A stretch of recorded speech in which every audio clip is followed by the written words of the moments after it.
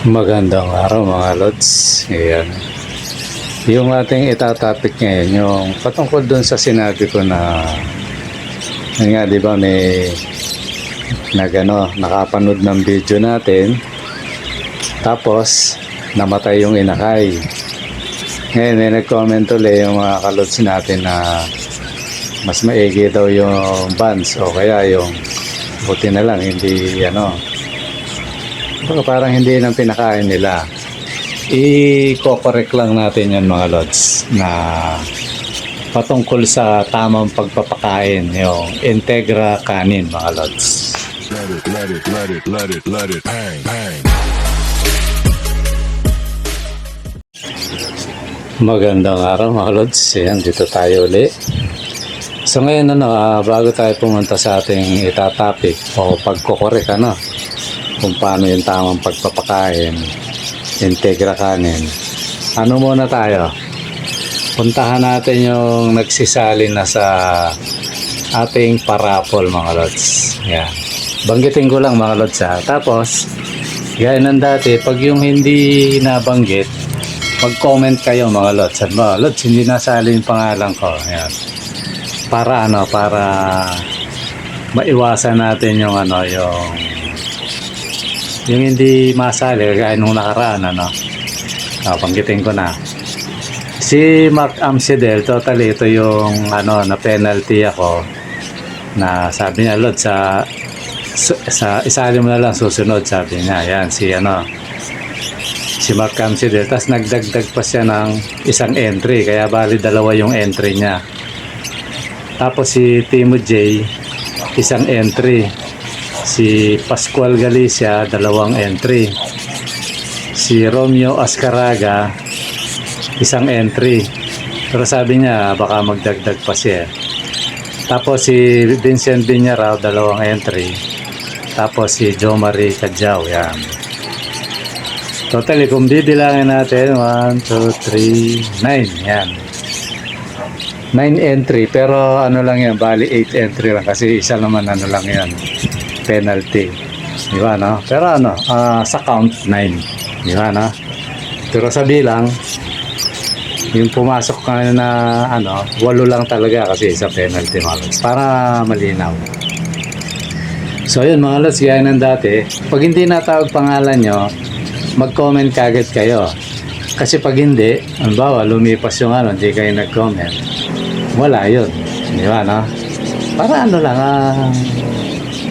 ang tawag doon, patas ang laban. At least nagdagan yung mga sumali at alam ko may mga sasali pa dyan. Mga expected pa tayong sasali na nagsabi nung nakaraan. Magamat yung iba sabi baka hindi makasali kasi busy. Pero isa lang naman yung nagsabi, yung halos lahat willing. Yan. Salamat sa inyo mga lods sa sumali kayo. Lang yan, swertihan lang yan. Kung yung ang mapapanalunan sa mga gusto pang sumali, isang kakatail, tapos dahil dalawang bola to at saka dalawang pares na kits. So ngayon kung maswertihan nyo lahat yun, mag-uwi kayo ng isang kakatail at saka dalawang pares na kits. Yan yan. Tapos yung yung sabi nga sa dati, ipakita mo yung kits. Naman yun, Lods? Free naman yun. Free kits naman yun. Kaya kahit siguro hindi na kasi yung mga nananalo naman, mga solid naman. Alam naman nila yun na magaganda yung mga kits dito. Yan Kasi yung pinaglalaban natin dito, kakatail. Tapos, meron din naman nagsabi na pag sila yung nanalo, kits ang gusto nila. So pag kits ang gusto nila, yun. Pag pumunta sila rito, ibibigay ko yung napanalunan niya kits, bibigyan ko siya ng maganda. Ganun na lang. At saka 3 pares yun. So ngayon, kung halimbawa kits yung napili, tapos naswertihan niya itong 2 raffle, pero malabo yun mga lods yun, swertihan lang talaga, mag-uuwi siya ng 5 pares. Pero yun, malabo yun. Kasi 2 bola to hindi naman 1 bola lang. Ngayon, depende na, pag-uusapan natin kung alin ang mauna.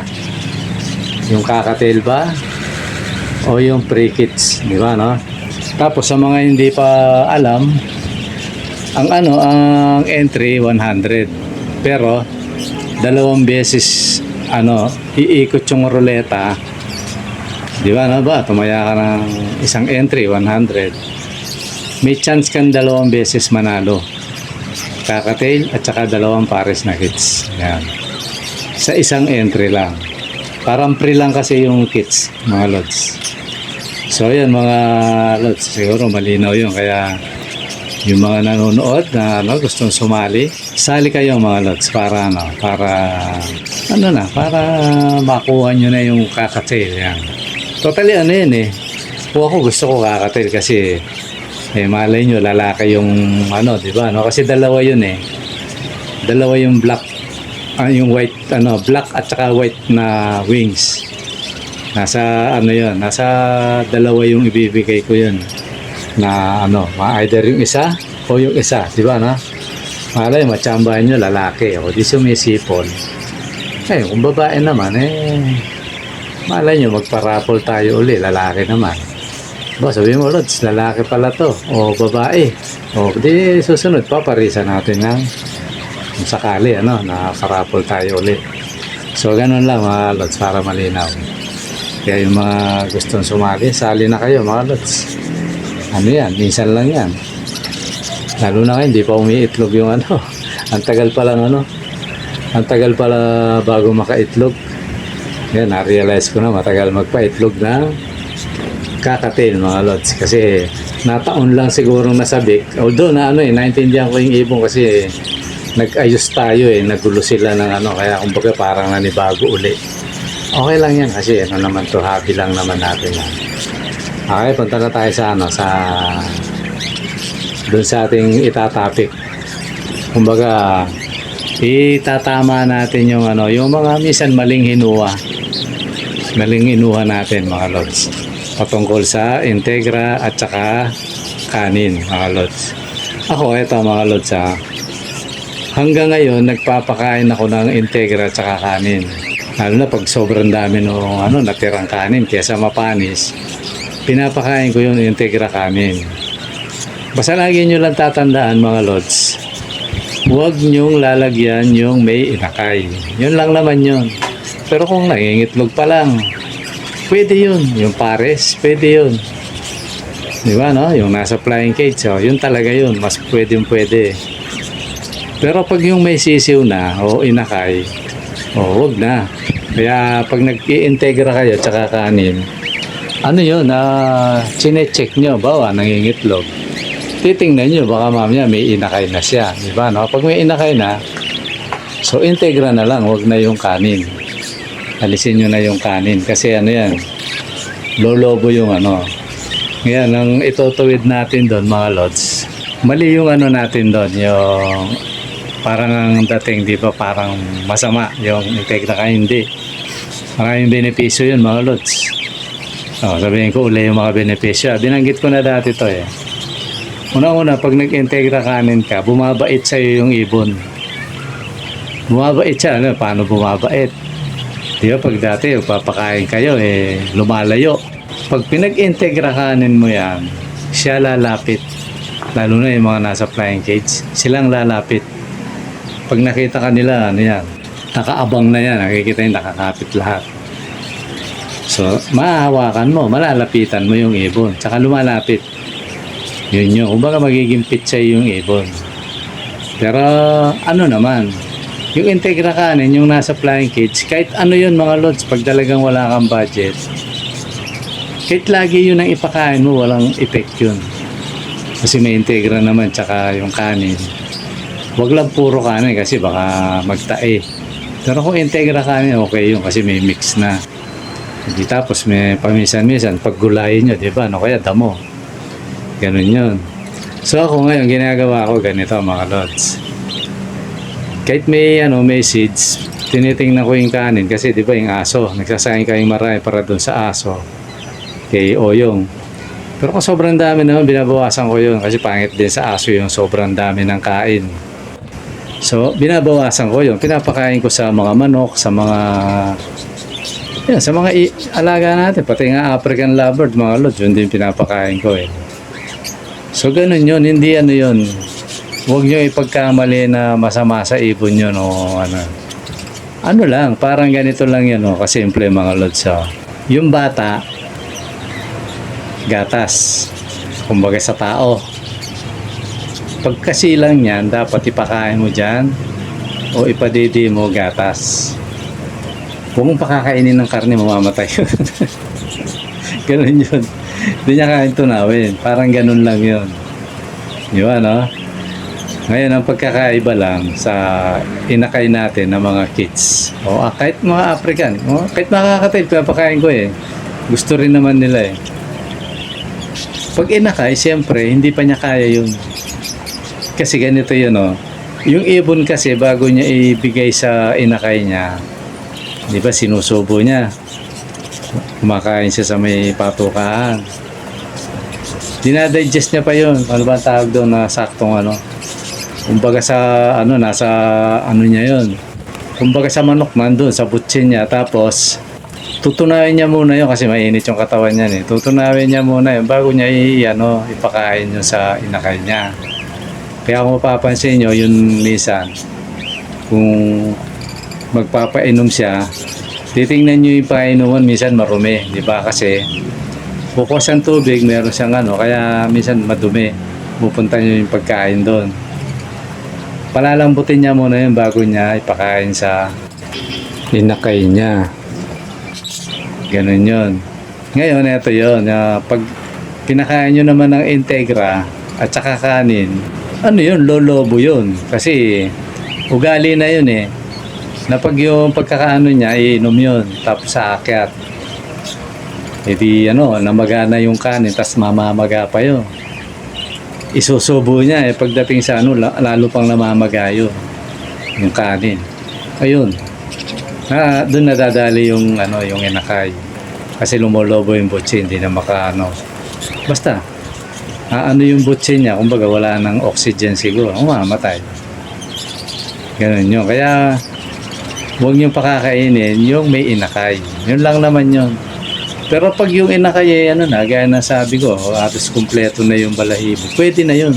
Totally ako, tinitingnan ko ngayon, pinapakain ko na sila. Huwag lang yung ano, siguro, kung magbibigay ako ng days, hanggang 3 weeks. Diba, no? Kasi pag isang buwan, ano na yan, halos complete na yung ano eh. O, 20 days yan, para sigurado. Pag 20 days na yung, ano, yung inakay, ayun, pwede na yun. Integra kanin, medyo kaya na niya yun. Ngayon, pag medyo alangan kayo, wag na. Kasi ako tansyado ko na yun, mga lods eh. Kung ilang edad. Depende lang sa ano, kasi may mabilis lumaki, meron namang mabagal. At saka minsan hindi sila pare-parehas ano, ang laki. Pag hindi pare-parehas ang laki, wag, kasi baka nga masubuan din yung pinakabata, mamamatay yun. So para safe, kung hindi nyo kabisado yan, huwag nyo pakainin ng Integra kanin pag may inakay, para sigurado.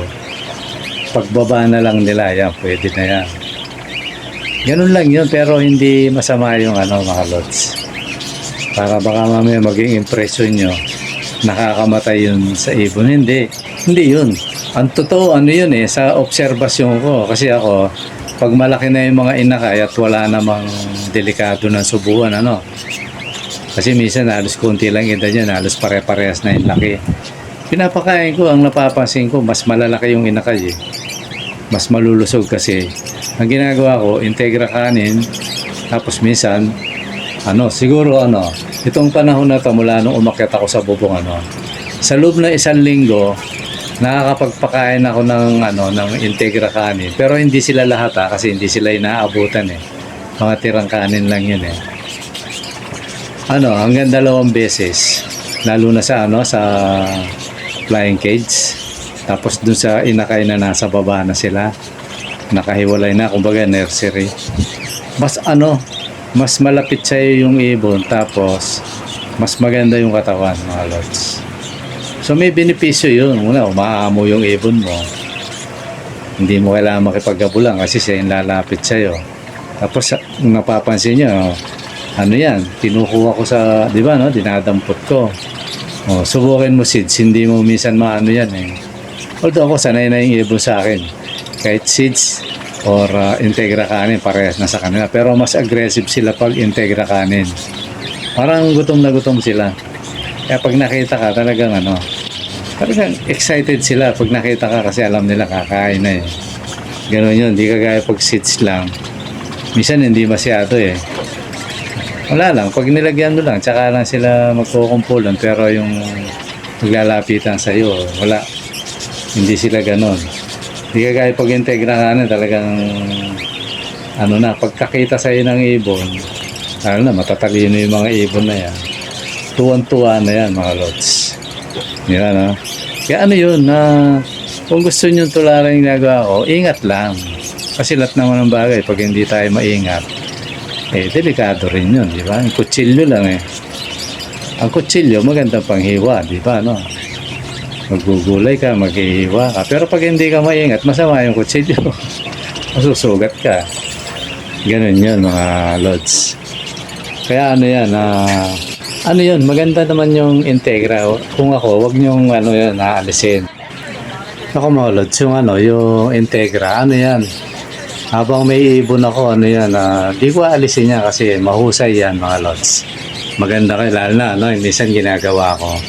Integra kanin, tapos, nalagyan kong gulay pag may mga gulay na tira-tira dito. Ayan, minsan pipino, pag may tirang pipino, natagtag ko yan, pati mga para maganda sa tingin ng ibon. Yun, mga lods, ingat lang. Ang bawal lang naman yung inakay. Ganun lang yun. Kaya bagay, nasa inyo naman kung ano yung sa palagay nyo nakakabuti sa sa ibon natin, di ba, no? Kasi yung bans, ayoko yung bans, kung bakit. Nilalanggam, ayan. Peligroso. takaw langgam. So yun, mga lods, yun lang naman yun.